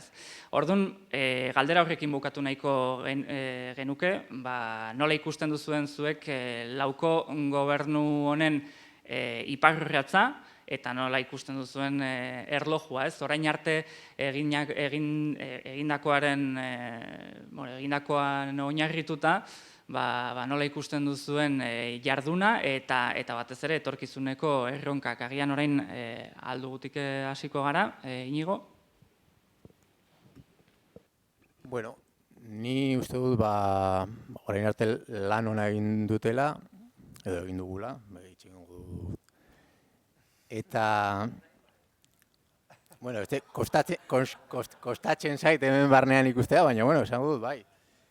Gertatzen dena pixkat esteptiko naizela, eta lehengora itzuliko naiz. Gauzak aldatzeko ez da beharrezkoa, esango nuke, bai, dena nahi dugu gauzak aldatuk eta gauzak ondo egin, eta ez da beharrezkoa, behar dugu valentia, pauso bat ematea, horretarako gai izango gara, hor dago pixkat koska, hor dago etorkizunaren koska eta gakoa. Bestea, dudarik gabe hemen jende jatorra dago eta gauzak ondo egingo dituztela, nire indar guztia gobernu honetan, baino valentia izango dugu. Hori da, osasuna galtzen du, osasuna irabazten dugu, askotan esaten da horretan, futbolan. Nik uste dut oso garrantzitsua dela, lehen esan dudan bezala, desadostasunak normaltasunez hartzea. Normala da, gure arteko eztabaidak, normalak dira ere gure arteko desadostasunak, baina hor daude ere 80 orrialdeko akordio bat. Eta hori, nik uste dut oso instrumentu aberatza dela. Badaukagu ere eztabaidak kudeatzeko foro bat edo mahai inguru bat, eta hori ere interesgarria da. Eta batez ere, uste dut oso garrantzitsua dela, kontziente izatea hegemonia kultural bat, hegemonia politiko bat, eta hegemonia ekonomiko bati aurre egin behar diogula. Eta hortik abiatuz, guk guztiok gure lehentasunak finkatuko ditugu, gureak ardatz sozialak, besteenak beste ardatzak, baina hori oso garrantzitsua dela kontutan hartzea, lobby mediatikoak, lobby ekonomikoak, lobby politikoak oso indartsuak direla, eta gure indarrak ez dira beraien indarrak bezain indartsuak, Nire ustez iparrorratza akordio programatiko hori da. Nik uste dut, igual ez dela legealdi bateko koska zen, 613 neurri uste dut dituela.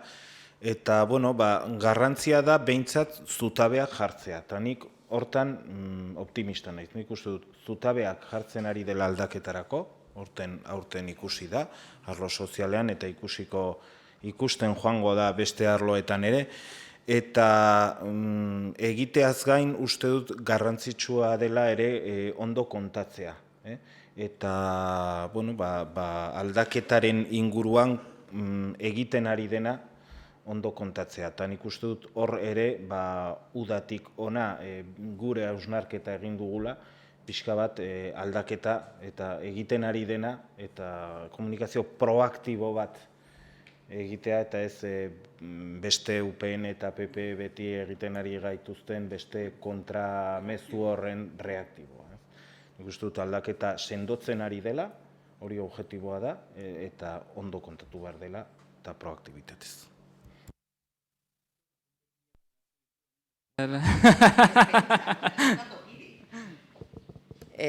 Bueno, planteatzen zenuten norabidea eta erritmoarena, ipar orratza eta erloju askotan hitz egin dugu horretaz, biak dira ezinbestekoak. Nik bizikleta hartzen baldin badut, atera dezakete etxetik, zera martxa jarri, baina pedalei ematen ez baldin badiet, bueno, jar dezaket norabaiteko norabidean, ez? Nik uste gunaik esaten zuen bezala, ibilbide horri bat badaukagula, eta nik uste dute hori ere bere gabestia guztiekin eta bere balio guztiekin balioetxe egin behar dugula, baina egin behar dela. Eta, bueno, kasu honetan, pelotariarekin bat egingo dut. Eta, bueno, guk askotan esaten dugu, ez? Eta arlo batzutan, gaur ere aipatu ditute adibide batzuk. Guk nahiko genuke, arlo batzutan, konplejuak pixka bate alde batera ustea, askotan entzuten dugune aldaketa lasaiarena, hori hasieratik, ez da lehenengo aldia esaten dudana. Nik ulertzen dut, esan nahi dena, baina aldaketa lasaiaren kontrakoa ez da aldaketa urduria, baizik eta aldaketak eskatzen ditu, eta sektore batzuk molestatu egingo dira. Eta sektore batzuk kontra jarriko dira, baina aldaketak egiten ez badira, edozein modutan ere kontra egingo dute, beraz egin ditzagun, beraz bi kontuak. Eta gero, gauzak egiten direnean kontatu ere egin behar dira. Baina nahi naizari, igual unai gehiago zijoan aldaketa instituzionala edo gobernuak, ematen dituen urrats positiboak edo laukoan adosten ditugun, eta adostasunak, nolabait beti marketing politikoan, oso egokia izango den, beti badaukagu joera egiten dena saltzea, ez? Produktu bat balitz bezala, eta ni ados nago saldu egin behar dira, edo ongi komunikatu behar dira, baina nik uste badagoela beste kontu bat, eta aldaketa, berriro ere, ez da bakarrik gobernua, ez da bakarrik laukoaren baitan hartzen ditugun adostasuna, baizik eta aldaketa poliedrikoa eta polifonikoa dela. Eta lehen Josebak adibidez aipatzen zuenean, sindikalgintza aldaketatik kanpo dago, nien nago ados, eta nien nago ados, sindikatu batzuek momentu batzutan adierazten duten jarrerarekin. Iruditzen zait, ezin dugula baztertzaileak izan aldaketarekiko. Eta gauza bat da, arlo batzuetan, gobernuak edo laukoak hartzen ditugun erabakiekin batez etortzea, eta beste gauza bada esatea aldaketatik kanpo geratu dira. Nik uste dut, tentu apur batekin kokatu behar ditugula kontuak. Eta azkenean esaten baldin badugu, garbi, ikusten baldin badugu, multifaktoriala izan dela, aldaketa hau gauzatu izana, poliedrikoa ere bada, eta instituzionala da, politikoa da, eta soziala da, eta hortaz polifonikoara izan behar du. Eta aldaketak benetan sendotzeko aukerak izango baditu, izango da sektore zabalagoetara iristeko, ahots diferenteak, eta aldaketa egiteko modu diferenteak ere beharko ditugulako gure kontraesan guztiekin. Bueno, ja honekin amaitutzaten bat, ezakit Joseba nahi duzun apuntetxo bat egin, baina, bai, bere xumetasunean, ariketa honekin, bai, islatu nahi izan dugu, aldaketa poliedrikoa delako, aldor sozial bat ere baduelako, eta aldor sozial horren funtzioaz ere eztabaida handia dago, baina alderdiei dagokionez poliedrikoa da, eta hemen islatu ahal izan da, desberdintasunak badituztela, baina modu lasaian eztabaidatzen dutela, eta aniztasuna ere badagoela. Nik uste dut, azkenean honekin hau bilatu dugu, ez? Ikustea, hori, posizio ezberdinak daudela, nabardurak, adostasunak, eta hori dela, Nafarroan eraikitzen ari den aldaketa. Eta Jon puntetxo bat egin nahi duzun, galderarik baduzu egiteko, jakina.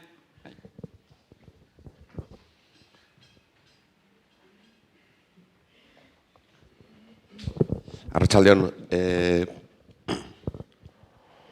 oso justu iritsi zineten lauak gehienko bat osatzera, oso ondo esan duzu, mila aldiz esan du, oso graziosoa da liburuan aipatzen dena, lehen hautik izan daukena zeak lakastak esaten duen jarri bartzaiola zabatez plaka bat Ciudadanoseko hautagaiari zatzatik ez.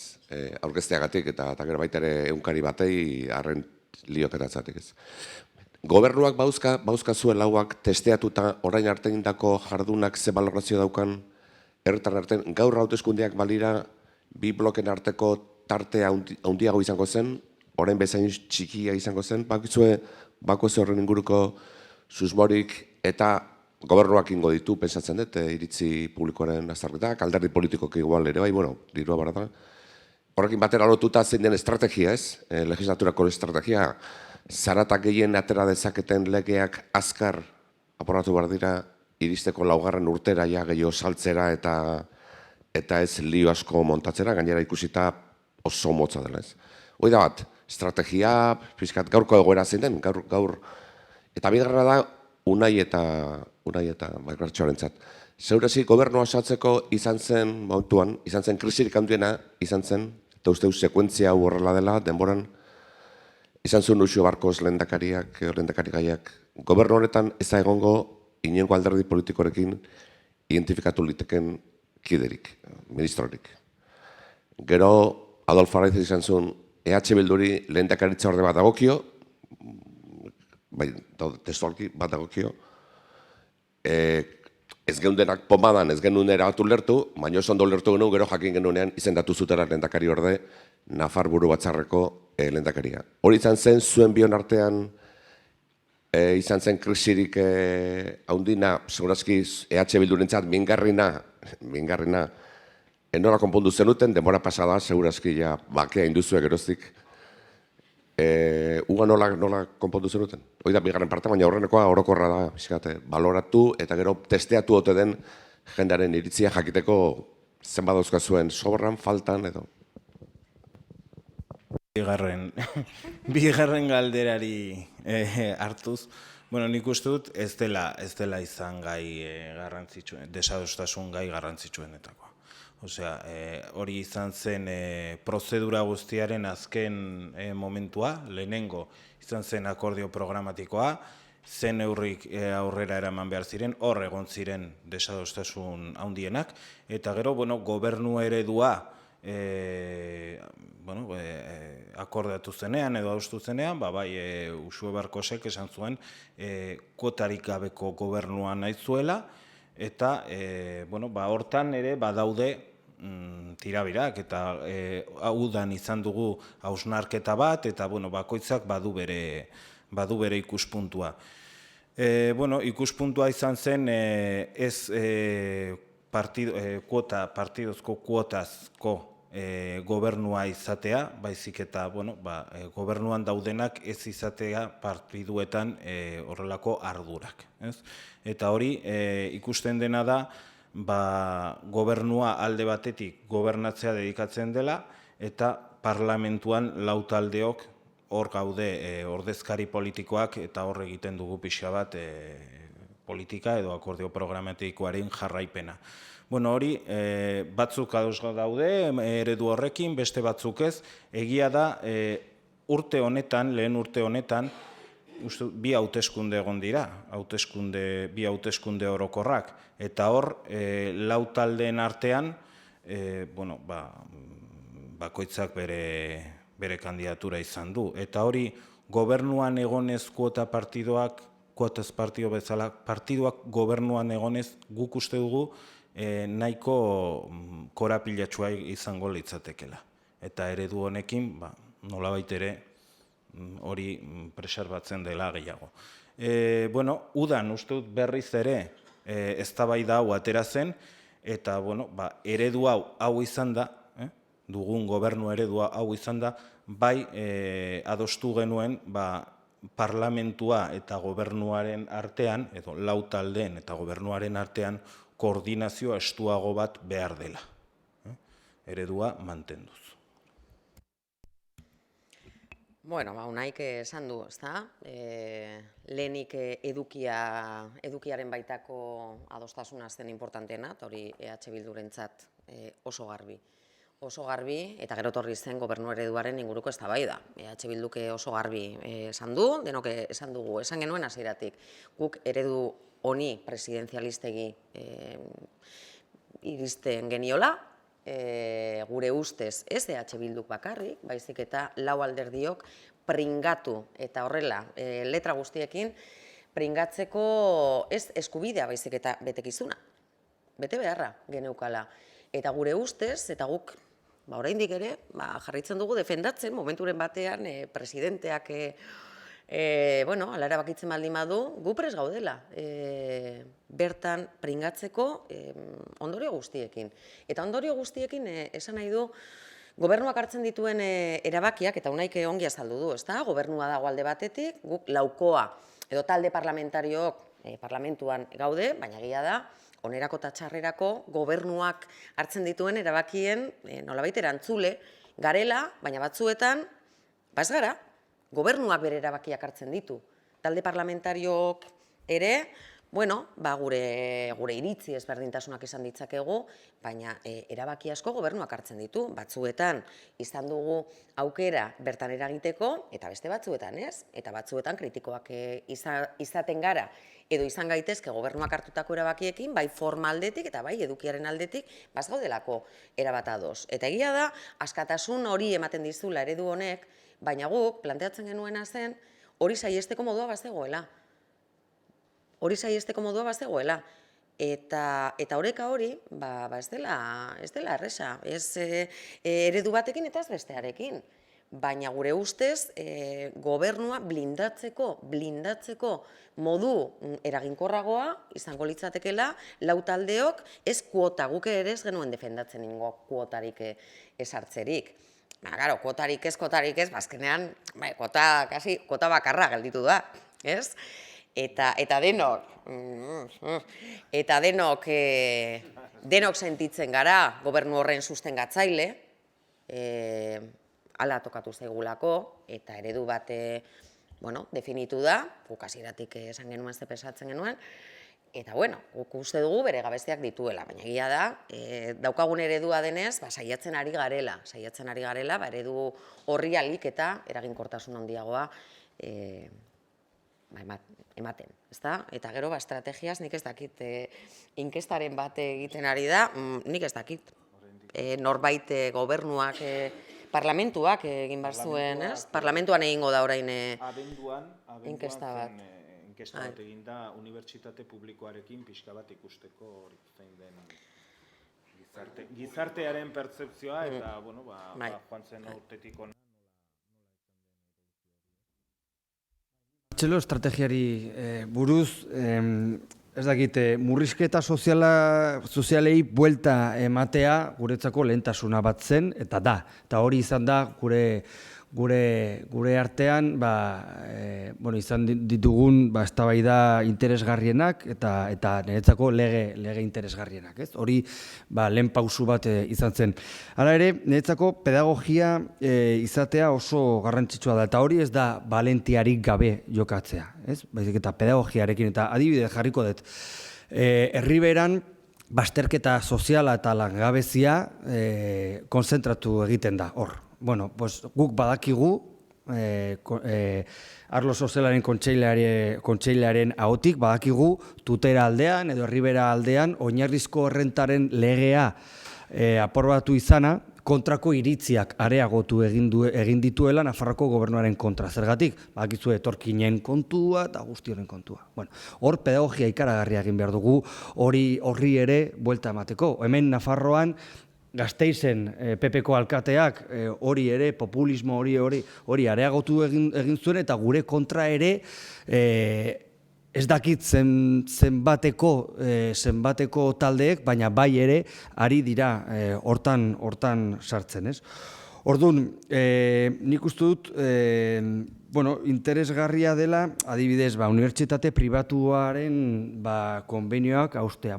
Beraiek dituzten txiringito guzti horiei ere aurre egitea, ez? Hori ere, iritzi publikoetara eztabaidak eramatea da, ez? Adibidez, orain beken kontu bat ari gara eztabaidatzen, eta nik uste dut guk eroso sentitzen garen eztabaidak eraman behar ditugu ere kalera eta komunikabideetara, ez? Hori da, ez dakit, gure estrategia, ez? Pedagogia izatea, valentia izatea, eta guk eroso sentitzen garen eztabaidak ere, hori autoestimarekin egitea, ez?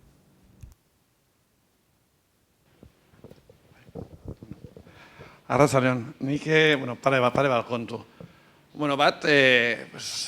Traen bakartzen eta da, akordio programatikoa eratu zenean, begia da asko algintzarentzat frustrantea eta oso frustrante izan zela Baskuentzia legearen kadira adostasunik ez egotea, iluntasun batetik gentozen, alegia, Baskuentzia legea bera onartu zenean, 2000 urtetik aurrera, dekretuen bidez Nafarroako gobernuaren jarrera jasa euskara bera inbizibilizatzea, alegia hasi zen eskubideen ukazio batetik, gero euskara bera eta euskaldunak inbizibilizatzea, finantzazio iturri guztiak etetea eta egia da, bazegoela esperantzan, nolabait bidegakeria horri amaiera eman gozitzaiolako, eta lehen, bakartzok esan dut, eta egia da nik hori partekatzen dut, ezabur bat, bizikietetzaren eta justizia sozialaren izenean, alegia herritarren berdintasunai lotzen bagatzaizkio, bazken fina, herritar guztiek eskubide berdinak izan beharko lituzke eta aitortuta. Bueno, orduan, gure kritika egin genuen, baina, gerora begen ikusten dut pare bat arazo, ez? Horakorio programatikoan, egia da lehenengo artikuluak esaten duela, hizkuntza politikai dagokionez, araudia, berregokitu beharko dela, gehien bat, horren ikuste dut, ulertzen genuela, dekretazo famatu horiek bertan bera utziko zirela, egia da, azkenean, badirudi, abendura aldera, urtarri aldera edo, dekretu horiek izango ditugula, egia da, naiz eta haindik irakurri ez ditugun, hankamotz datozela.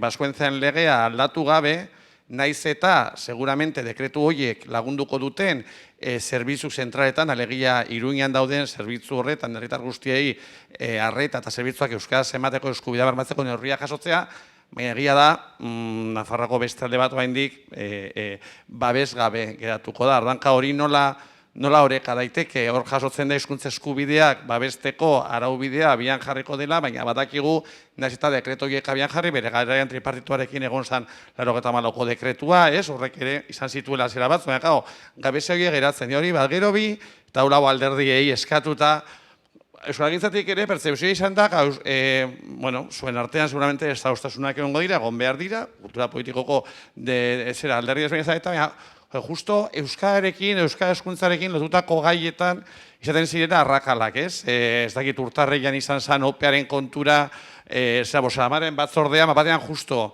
opearen kontura nola egiteko banaketa alegia horrek azkenean beste erregimena elikatzen duela, ez? Alegia, eskabeak ez dira, ez dute bat egiten ez da euskara inguruko gauzetan ere. Zut horrek asko kaltetzen duela, eta bueno, eta gero hirugarrena, lehen prestigioa hitz egin da, eta nik bat egiten dut prestigioa, hor kontua da, zer ematen dio hizkuntza bati prestigioa. Prestigioa era askotakoa izan daiteke, horre, bizkrista izten zain hizkuntzaren prestigioa izten zuen, hizkuntza prestigioa duela, hizkuntza hori, botere ekonomikoa balintza dezakeenean. Hizkuntza prestigioa dauka,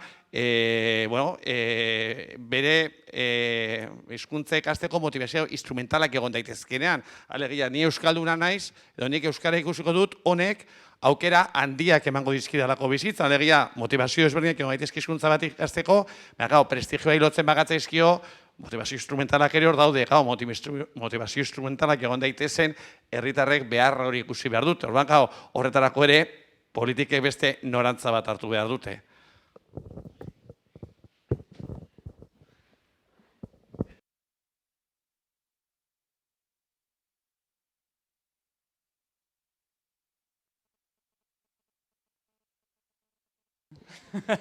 Guk aukeratuko dugu,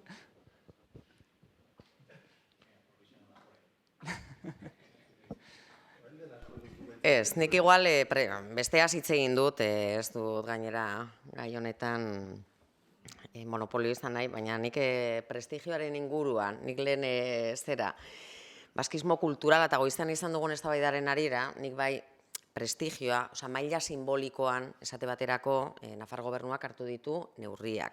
Eta prestigioa emateare bada, Nafar gobernuaren logoan aurrena euskara jartzea. Hori maila simbolikoan bada euskara prestigiatzea. Baina gero bat nator Paulekin, eta igual soziolinguistika apur bat ikasi dugunok, ezta?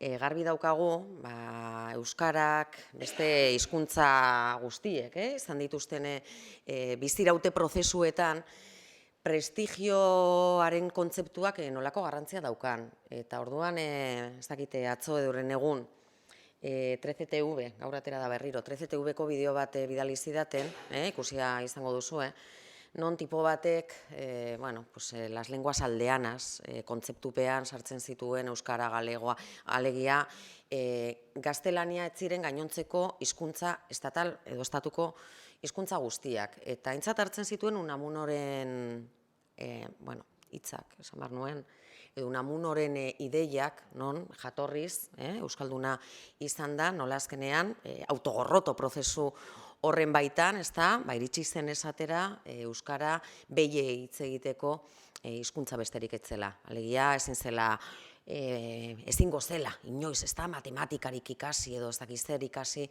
euskaraz, beie hitz egiteko hizkuntza besterik etzelako. Eta horrek badauka lotura, gaur egun prestigioaz hitz egiten dugunean, argita garbi.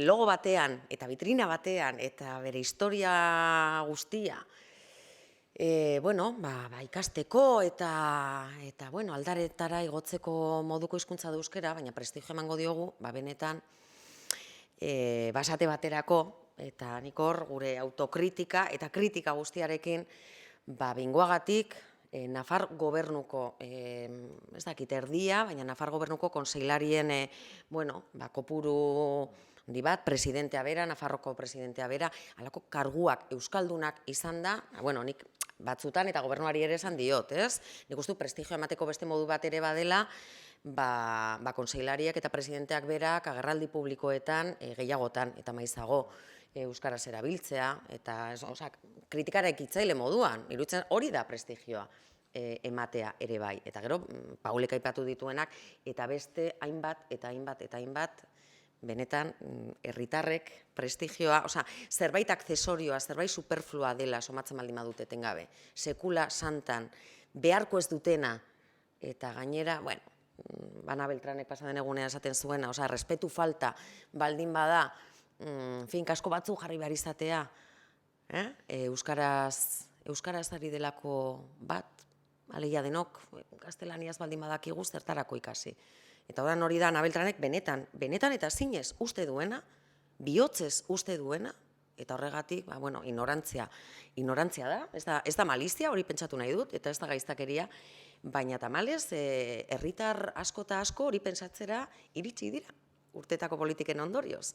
Eta hori da aldatu behar duguna, eta hori aldatzeko, zalantzari gabe hizkuntza politika berri bat egin behar da. Bai, ados nago, hizkuntz bat eremu praktikoan egiten du borroka, baina baita ere eremu emozionalan egiten du borroka ere bai, ez? Orduan, horri buruz ari nintzen lehenengo hitzetan, ez?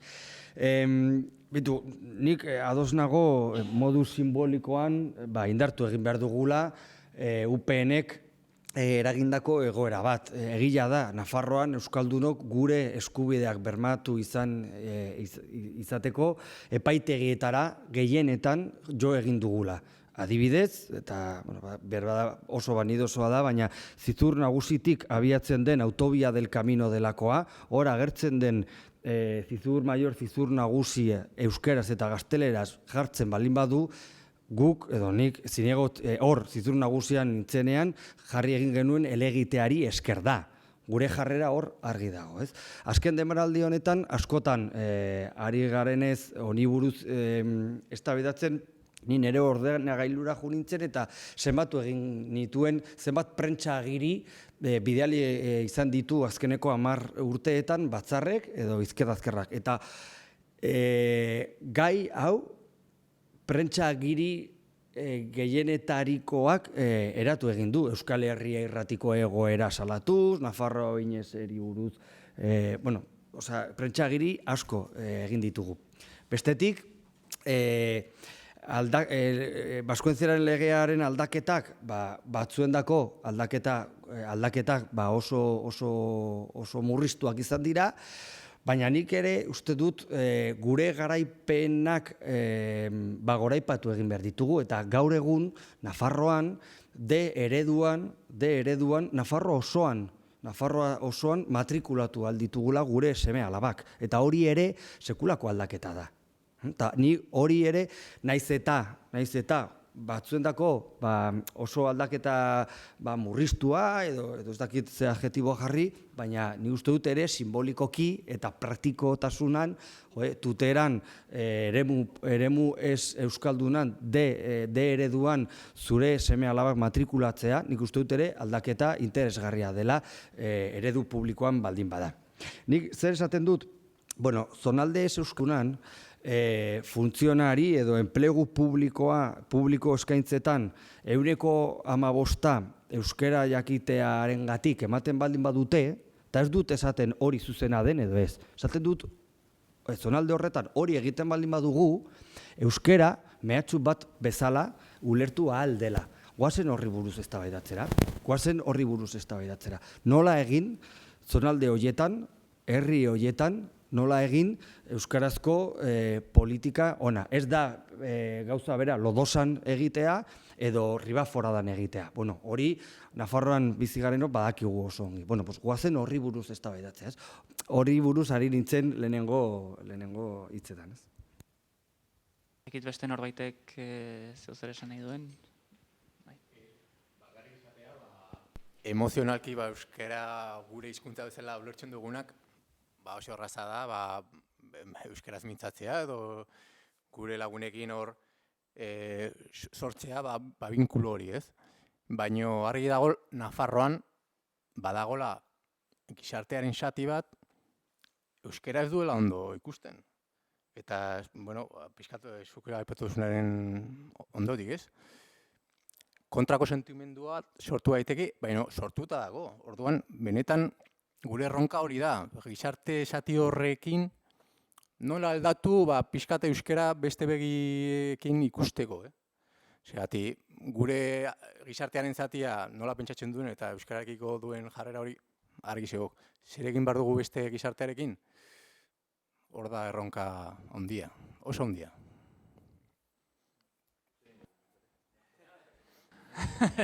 Zuzua faltzera joteko hori. Komentatu nahi noen, esan du Paulez, eta niretzat ere pertsonalki mingarria da zonifikazioa mantentzea eta legea ez aldatzea, hori horrela da.